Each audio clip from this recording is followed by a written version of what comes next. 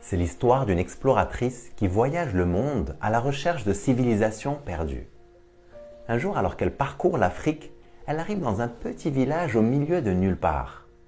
Les habitants la reçoivent avec beaucoup d'hospitalité. Ils lui donnent à boire, à manger, ils l'installent dans une des huttes pour la nuit. Le lendemain matin, un groupe d'enfants curieux vient la voir. Elle se met à jouer avec eux, ils dessinent, ils chantent, ils dansent. À un moment donné, l'exploratrice trace une ligne sur le sol. Elle demande aux enfants de se mettre le long de la ligne. Elle s'éloigne d'une quinzaine de mètres, elle plonge la main dans son sac, elle sort une poignée de bonbons, elle les dépose sur une petite table qui se trouve là et crie aux enfants « Le premier ou la première qui atteindra la table gagnera tous ces bonbons !» Sans attendre, elle enchaîne « À vos marques, prêts, partez !» À sa grande surprise, aucun enfant ne s'est mis à courir. Ils se sont regardés les uns les autres et ont marché ensemble au même rythme vers la table. Ils ont pris les bonbons, ils les ont partagés entre eux et chacun a dégusté sa part. Étonnée, l'exploratrice demande aux enfants « Pourquoi vous n'avez pas couru? L'un d'entre vous aurait pu avoir tous les bonbons pour lui. » Un des enfants lui répond spontanément « Comment l'un d'entre nous peut-il être heureux si tous les autres sont tristes ?» L'exploratrice est restée de pierre. Elle qui pensait que c'était une tribu sous-développée, elle a réalisé que peut-être sur certains aspects, ces personnes sont en avance et qu'elle a beaucoup à apprendre d'eux.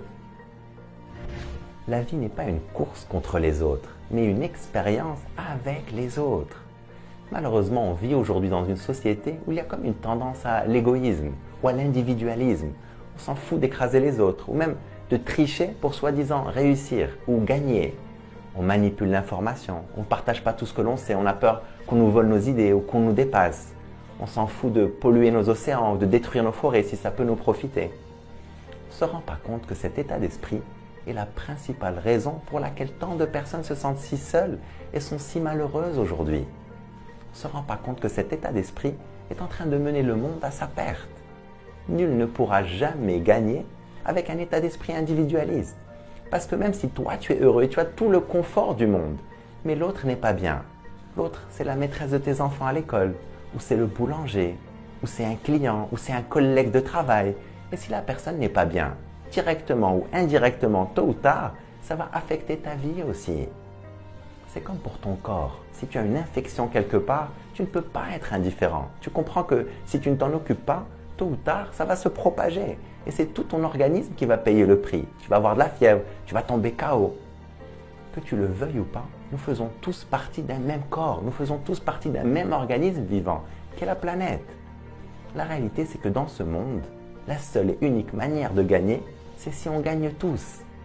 Aidons-nous les uns les autres. Cultivons la culture du nous et pas la culture du je. Apprenons à nos enfants la générosité, la solidarité, la collaboration.